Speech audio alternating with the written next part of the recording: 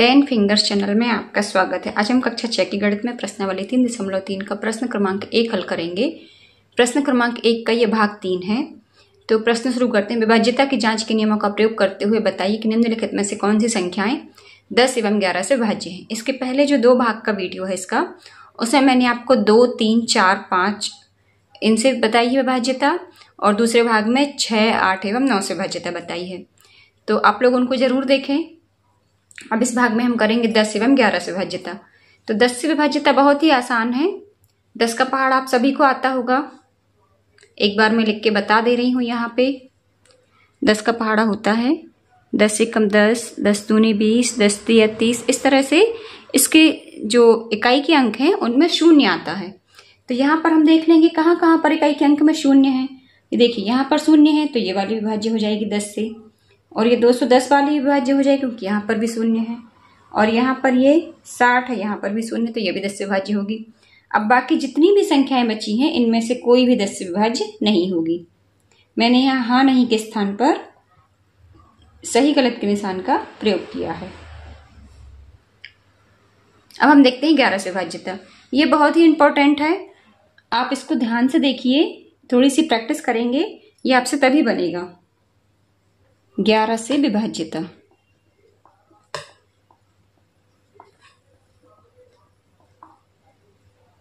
जो पुस्तक में लिखा है मैं वैसे ही लिख दे रही हूं, दाएं से विषम स्थान के अंक।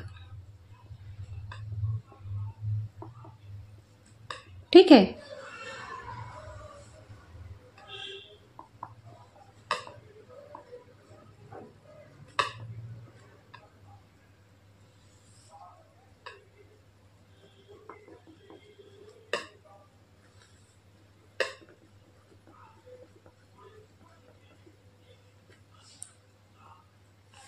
तो देखिए जो पुस्तक में दिया है दाएं से विषम स्थान, दाएं से सम स्थान, इसमें आप थोड़ा कंफ्यूज हो सकते हैं। और आसान तरीका क्या है, जैसे हमने संख्या लिखी 128, तो इसका हम कैसे निकाल सकते हैं। एक अंक छोड़ एक अंक, पहले हम इकाई का अंक लेंगे 8, फिर एक अंक छोड़ देंगे, उसके बाद ले लेंगे 1, तो 8 और 1 9 हो जाएंगे। फिर अब ये 2 जो बचा था इसको हम ले लेंगे, तो यहाँ कोई और अंक नहीं है इसलिए 2 अकेले ही रहेगा। अब इनका अंतर, तो 9 ऋण 2 बराबर 7, तो विभाज्यता हो जाएगी नहीं। क्यों हो जाएगी? क्योंकि आप 11 का पहाड़ा लिख के देखिए पहले।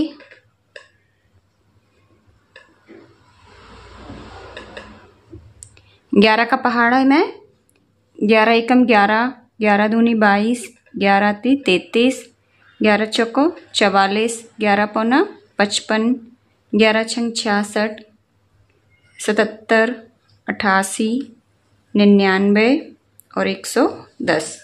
इस तरह से 11 का पहाड़ा होता है। तो अब यहाँ जो अंतर आ रहा है वो पहाड़े में से कोई भी संख्या आनी चाहिए या स्वयं 11 आना चाहिए।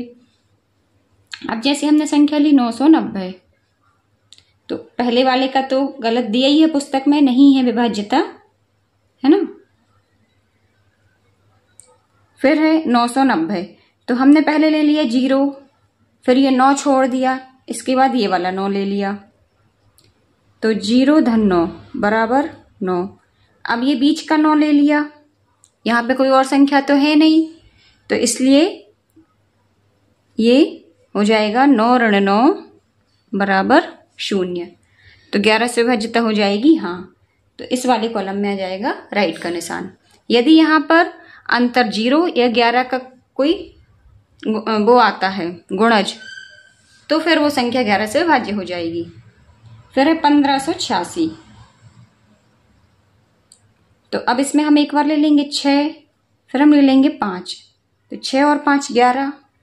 इसके बाद ये जो हमने 8 छोड़ा है ना बीच में, 8 छोड़ा है, फिर उसके बाद आएगा एक अंक छोड़ एक अंक लेते जाएंगे। पहले हमने 6 लिया, फिर 5 लिया, और यहां से हमने 8 लिया, फिर 11 लिया, तो ये हो जाएगा 8 और 1 9। अब 11 ऋण 9 बराबर 2, तो विभाज्यता हो जाएगी नहीं। तो 1586 वाले में आ जाएगा नहीं। फिर है 275, मैं आपको यहाँ की पूरी संख्याएं, ये वाली पूरी संख्याएं यहाँ लिख के दिखा रही हूं, है ना। तो ये हमारे जो आंसर के कॉलम है, और ये वाले मैं आपको करके बस दिखा रही हूँ। 275 में पहले हमने ले लिया 5 और फिर ले लिया 2, तो 5 ऋण 2 बराबर 5 धन 2 बराबर 7। फिर यहां पर 7 बचा हमारा ये, तो इसका तो 7 ही होगा योग, तो 7 ऋण 7 बराबर 0, इसलिए विभाज्यता हो जाएगी हाँ, तो 275 वाले कॉलम में आ जाएगा हाँ। फिर है 66 86। अब इसको देखिए आप, इसमें हम पहले ये वाला 6 ले लेंगे इकाई अंक का, फिर तीसरे स्थान का, तो 6 धन 6 बराबर 12। अब जो दूसरे स्थान का 8 बचा है और चौथे स्थान का 6, ये ले लेंगे, 8 धन 6 बराबर 14। या तो आप एक स्थान छोड़ एक स्थान ले सकते हैं अल्टरनेट में, पहले 6 ले लिया, फिर ये वाला 6 ले लिया, फिर 8 ले लिया, फिर ये वाला 6 ले लिया, तो ये हो जाएंगे 14 ऋण 12। बड़ी संख्या में से छोटी संख्या घटा देंगे, ये हो जाएगा 2, तो विभाज्यता हो जाएगी गलत नहीं। अब ये हम उतारेंगे बड़ी संख्या, ये दिए हमें 63 92 10, 6 अंकों की संख्या। इसको थोड़ा सा ध्यान से उतारिए, देखिए पहले ये 0 लेंगे, फिर 2 लेंगे एक अंक छोड़ने के बाद, फिर एक अंक छोड़ के 3 लेंगे। इसको मैं आपको थोड़ा सा बड़े रूप में बता दे रही हूं। ये जैसे संख्या है 63 92 10, ये हमारी संख्या है। अब इसमें से पहले हमने 0 ले लिया, फिर 2 ले लिया, ये बीच का एक अंक छोड़ दिया, फिर ये वाला अंक छोड़ दिया, ये वाला 3 ले लिया, तो ये हो जाएगा 0 धन 2 धन 3, यहां ये आ गया, तो 2 और 3 5 हो जाएगा। अब हमने ये जो अंक छोड़े थे बीच बीच के, ये ले लेंगे, 1 ले लेंगे, फिर 9 ले लेंगे और फिर ले लेंगे 6, तो 1 धन 9 धन 6 ये ले लिए, तो ये हो जाएगा 9 और 1 10 और 6 16, और 16 ऋण 5 बराबर होते हैं 11, तो ये वाली संख्या 11 से विभाज्य हो जाएगी। ये बड़ी वाली संख्या जो है इसमें आ जाएगा हाँ। फिर इसी के बाद है 42 97 14, इसका भी आप लोग थोड़ा सा अच्छे से देख लीजिए।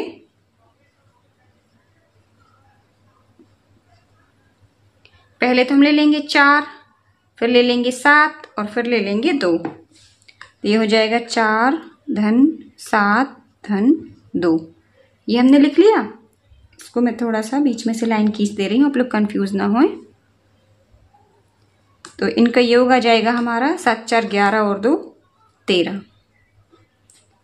अब जो अंक छोड़े थे हम वो ले लेंगे, 1 9 और ये 4, 1 धन 9 धन 4, तो ये हो जाएंगे 9 और 1 10 और 4 14। अब 14 ऋण 13 बराबर हो जाएगा 1, तो ये वाली संख्या 11 से विभाज्य नहीं होगी, यहां पर आ जाएगा नहीं।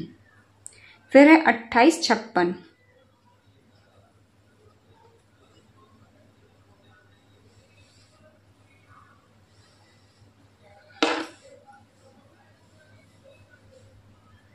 अब इसमें देखिए एक बार हम ले लेंगे 6, फिर इसके साथ ले लेंगे हम 8, तो 8 और 6 14।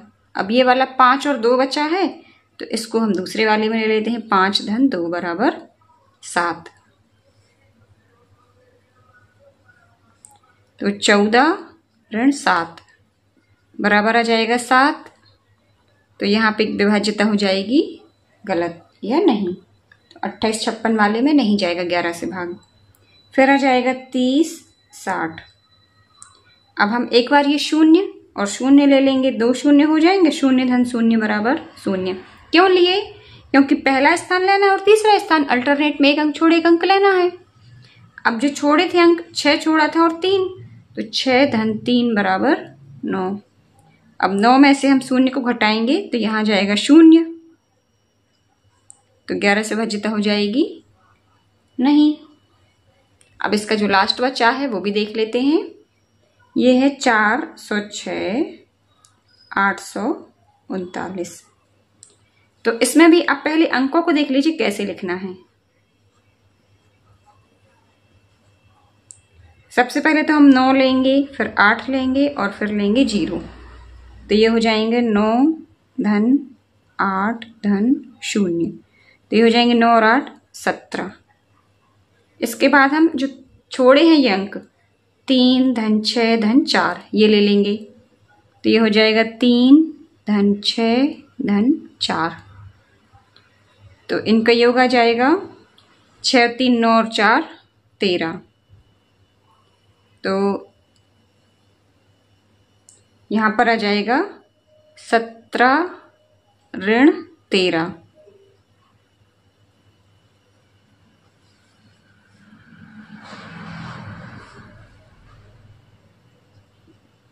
बराबर हो जाएगा 4। तो 11 से भाज्यता हो जाएगी इसमें नहीं, तो यहाँ पर भी गलत का निशान लगा देंगे। इस तरह से 11 से विभाज्यता थोड़ी सी आपको प्रैक्टिस करनी पड़ेगी, तब बनेगी आपसे। और आप लोग अंकों को इस तरह से दूर दूर लिखिए और फिर एक अंक छोड़ एक अंक लेते जाइए। यदि आप ये सब नहीं भी लिखते हैं, दाएं से विषम स्थान के अंकों का योग फिर दाएं से सम स्थान के अंकों का योग, तो भी चल जाएगा। आपको ये पूरा पूरा लिख के नहीं दिखाना है। आप ये सब कॉलम लिखे बिना भी इनको यदि ये साफ भी कर दें और ये 2 कॉलम बनाएं,